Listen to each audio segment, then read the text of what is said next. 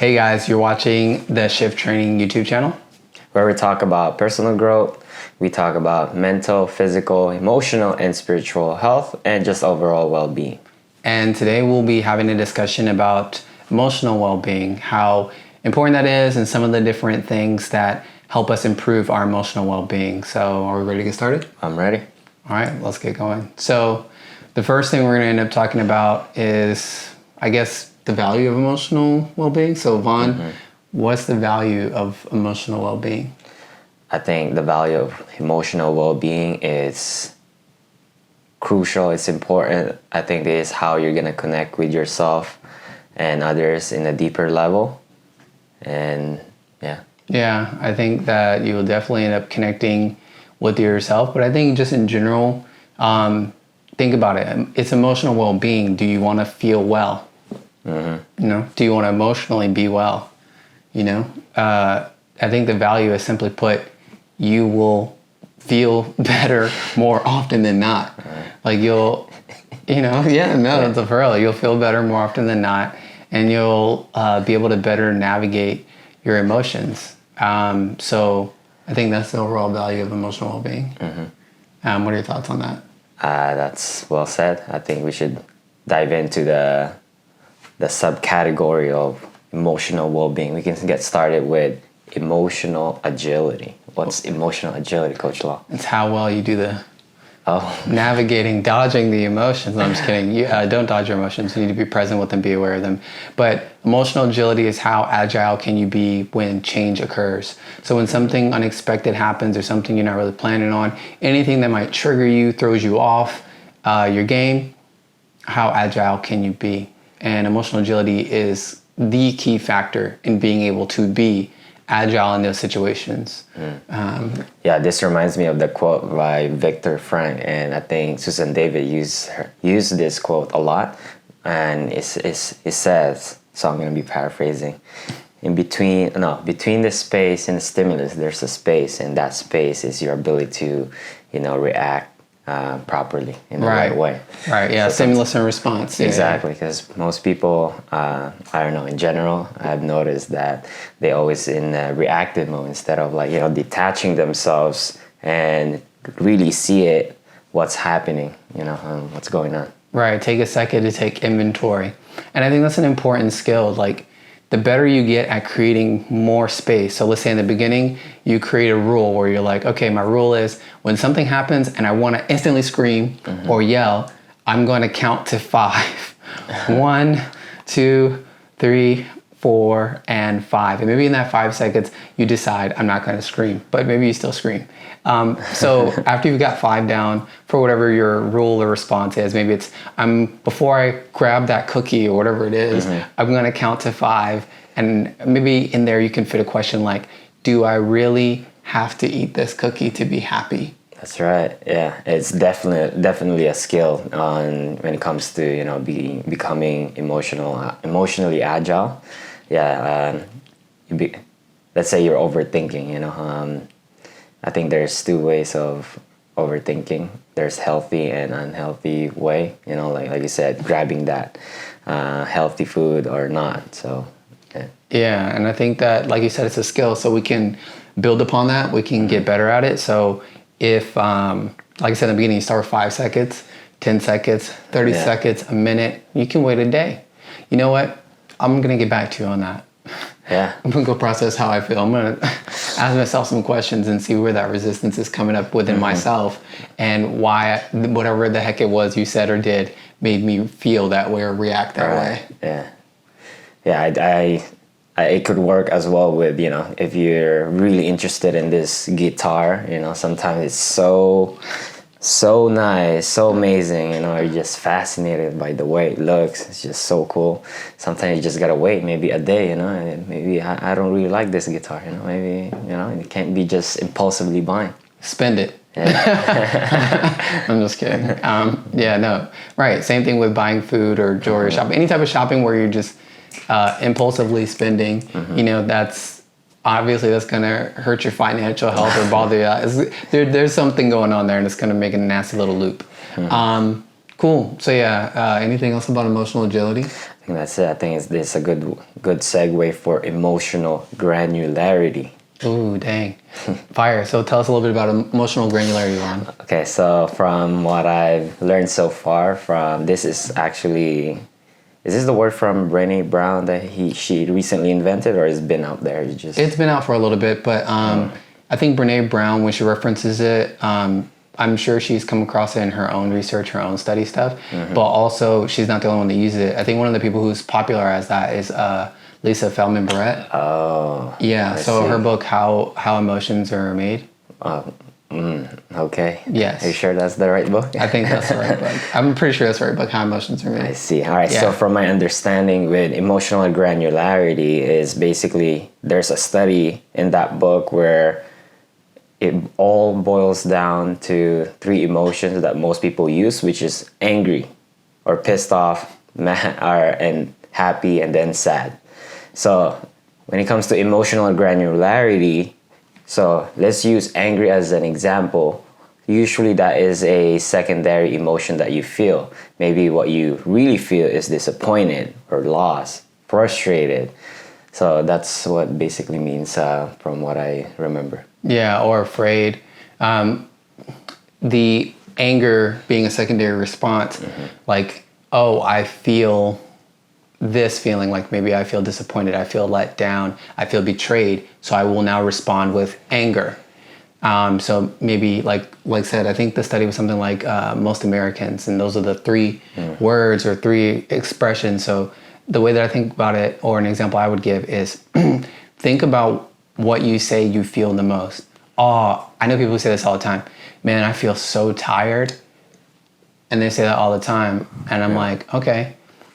And then they start describing or talking to me about something else. And really it's like, maybe you're tired, but physical tiredness, like you can address that with some physical health, some diet stuff. You can boost your energy. You can totally have higher levels of energy.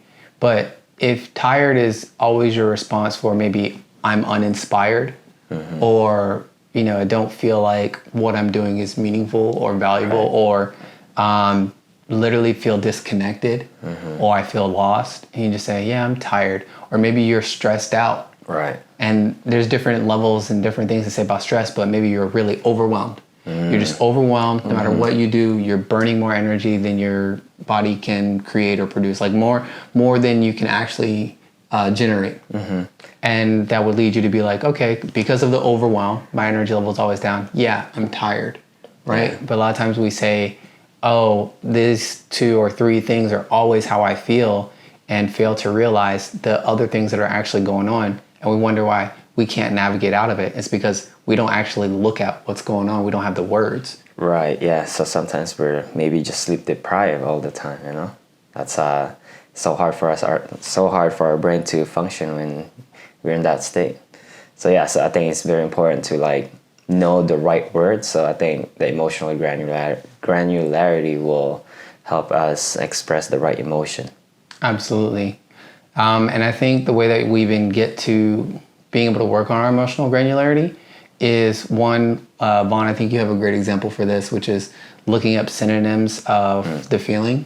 Yes. I know Susan David, she puts up great posts on Instagram where it's like an umbrella. So it'll say like sad, and underneath it, it'll say various other feelings that are under that. And you can kind of look at it and go, actually, I feel more of this one, not per se just generally sad. 100%. Yeah.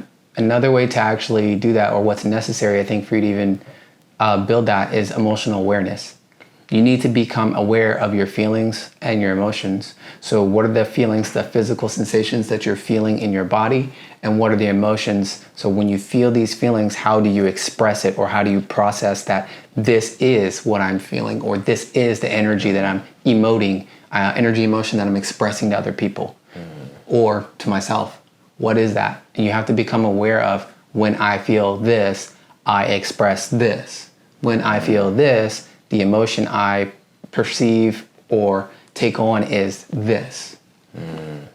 So it starts from the body first. You feel it, and then it's up to you to what emotion that you put out there. Absolutely. At least that's what a lot of what I've been learning, a lot of the different studies and things, the research is looking like or at least for the most part, it's looking like, look, when you feel something, there's a response in your body. So it's like a loop, a nice little loop. But for the most part, nervous system knows this: safe, unsafe. What happened? Something happened, made you feel unsafe. Why? Because something in your past, some trauma or whatever, has decided, or it's been ingrained in your body. Hey, yo, this is unsafe. I now feel uncomfortable. I now feel scared. I now feel this. Release those chemicals. Feel it in your body. Rev it up. Now, body, we do X program that's in our brain. And most people don't realize that they have to sometimes face that and really understand it, because sometimes it's so easy to just avoid that, and then you become, get stuck in this loop, right? Right. And it's one of those things where it's like, one of my favorite sayings, when I say favorite with heavy sarcasm. I really don't like to hear people say this. It's just the way that I am. Whoa. It's one of my least favorite phrases. How did you get to be that way? Oh. There are very few things. There's a handful of things, they have the whole nature-nurture argument. I don't care about that. I'm not doing any of that. What I find interesting is the amount of people who have adapted, overcome, or shed whatever they learned when in their youth. So you can say, I've always been like this since I was little. Why? You learn that. You learn that to survive and adapt in the environment that you were born into, where you lived. Now, if you kept carrying it and you were in a new environment, but you kept saying, this is how I am, you took something that was a state, you needed to exist, you needed that state to exist, like constantly being stressed out and not knowing what to do with yourself when you're at peace and everything's tranquil and there's nothing to do. Yeah. So used to the cortisol, you need that stress, you need to feel like something's going on. You could choose to not live in that state. Sometimes we repeat a state so often it becomes a trait, and then we take it on as part of our identity, and we say, that's just the way I am. And it's like, instead of just it's being just a state, but they adapted that since they were young, then it becomes a trait. Right. Just like with anything you practice for long enough, you can say, oh, this is just how I am. Yeah. I wish somebody would say to Usain Bolt, you're just made that way. Yeah. You that's just how you are. You're just fast. Comes a fixed mindset, right? Yeah, fixed mindset. Yeah, and that's a trap. So it's one of my least favorite things, simply because to say so means that you don't believe in your ability to change. Yeah. I think it's so important to understand that, and do some reflection when you feel a visceral, sensation in your body, because you can't really overcome things on the things that you don't understand, Right. You need to be able to at least see it. See it, yeah. Acknowledge it a little bit, and then try to gain some clarity around it. And that's the value of emotional awareness. It helps you go from, I do not see a way out, and this is just how I am, to I'm starting to better understand more about myself that I never knew. I'm learning that I can make changes in my life. I feel empowered to actually work on my emotional granularity. I feel capable of creating change in my life. Feel capable, therefore believe it as well. You know what I'm saying? Yeah. How many of you guys believe something that you don't feel? Like in your body, you feel something against it, but you still believe it. That's not common. There's few cases like that, but I would say for most people, usually when we say we believe something, we also feel it too.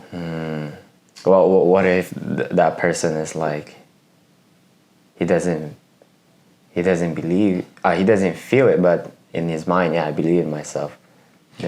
That's part of it.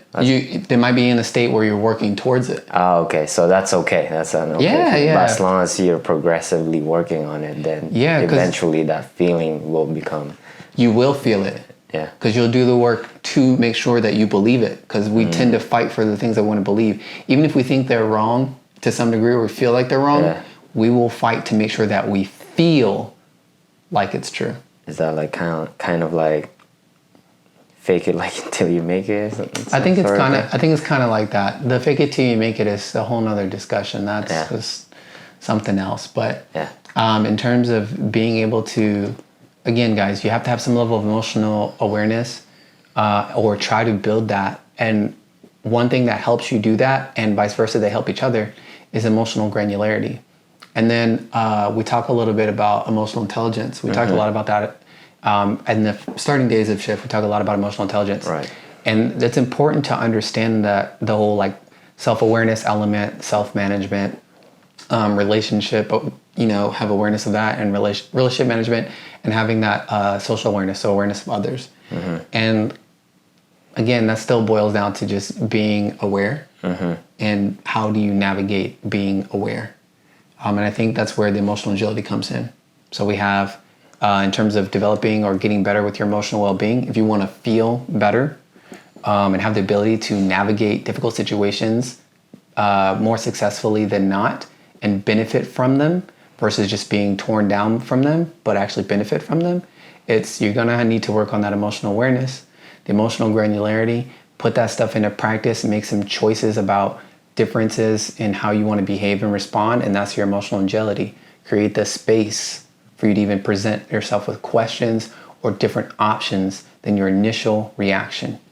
Instead of letting your nervous system take over and say, hey, we're gonna lose our mind right now. Go, do it. You'll feel better after. It's like, not really, you won't. It'll probably create more chaos than you want. Just sit with it and learn from it and be present. Right, yeah.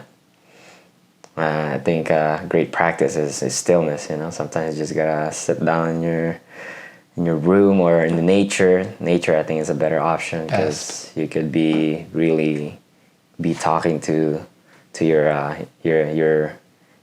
stuff, Yeah, cool. So, do you have any other thoughts on emotional well-being that we should cover? Then that's it. I think the one that pops out of my mind is that quote from, I forgot who it was. He says on the quote, we're not thinking machines, we are feeling machines. Oh, Brene Brown's one of my favorite ones. I got you on this one. Okay, bet. So the quote is, she says it, and I heard her say it on the HBO Max. And I don't know if it's an Atlas of the Heart. I don't remember. If it was an Atlas of the Heart, it didn't hit me as hard as it did when I watched it on HBO Max. And she said, we like to walk around thinking that we're thinking machines, but we're feeling machines that think. Okay? Yeah. So that's important to realize. And that's so true on so many levels. If you understand a little bit about human biology and what kinds of things happen in our body and the chemicals that get released, and this is a whole little factory. That's a whole factory. Our bodies are whole factories that make chemicals and all kinds of stuff to make sure we feel stuff and therefore behave a certain way.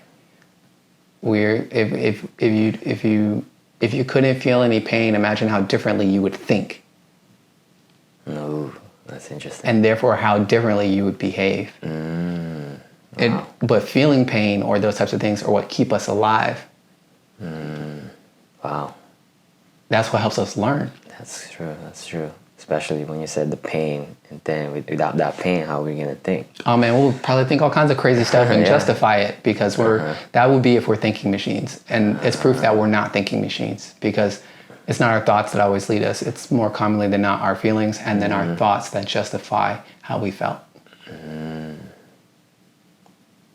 Anyways, guys, so emotional well-being, emotional granularity, emotional intelligence, emotional agility, emotional awareness, all that stuff if you want to feel better and be able to better navigate your feelings and also your connections with other people. If you can't process your own feelings and emotions, I think the other one from Brene Brown was, and she's not the only one I've heard say this, but basically you can't connect with anybody deeper than the level in which you've connected with yourself. Bless you, Vaughn. Gracias. Okay, anything else, Vaughn, or are we good? That's it. I think that quote, it's a good ending. All right, we're done. All right, thank you guys for watching. Again, please subscribe, like, follow, rate, review, comment, all that good stuff. It helps us, and we really appreciate your feedback. I guess that's it. That's it. Have a wonderful day. Peace.